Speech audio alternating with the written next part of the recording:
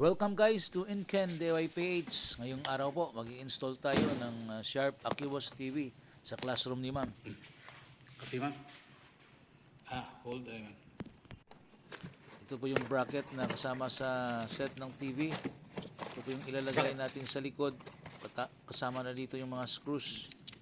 So i-install po natin dito at ikabit natin.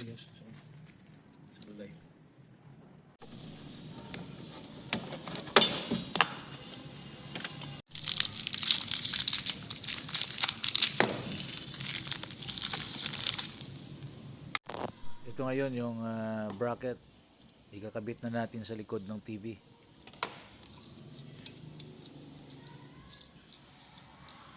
Actually, madali lang ito guys. Mayroon itong butas at dito na lang natin i-screw yung mga kasama na screw sa bracket.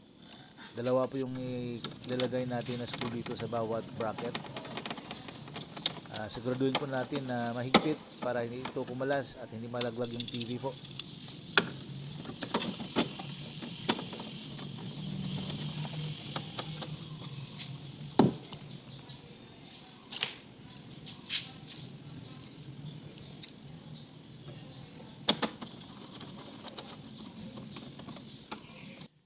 Testing muna natin tong bracket na ikakabit natin sa blackboard.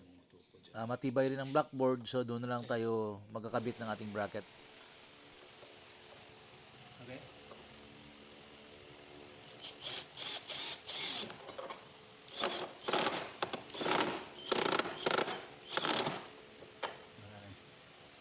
Sarap niya.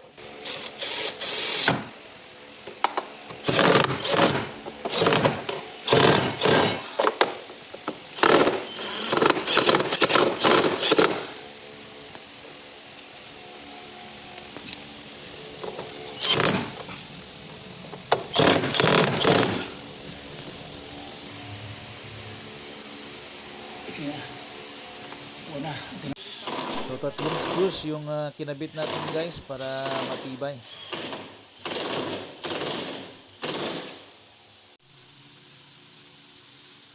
Okay, so ikabit na natin guys ang TV sa kanyang bracket sa blackboard.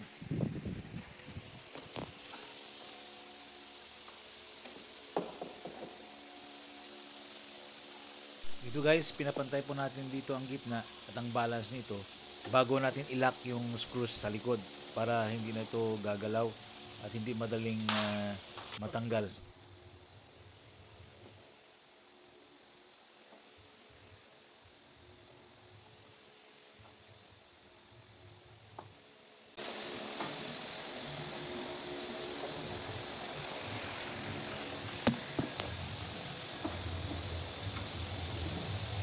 Okay.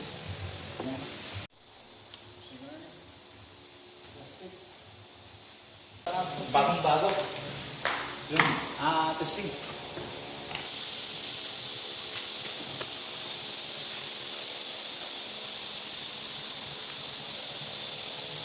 Okay. Okay guys, testing natin to sa mirroring para sa kay ma'am magklase. Gawin muna natin ha. Yan to yung cellphone.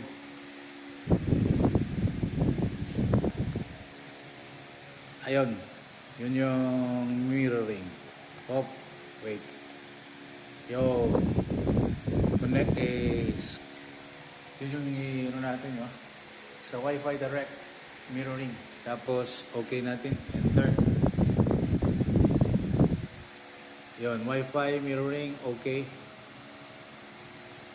Okay, disabled. Find WFD device, Beverly.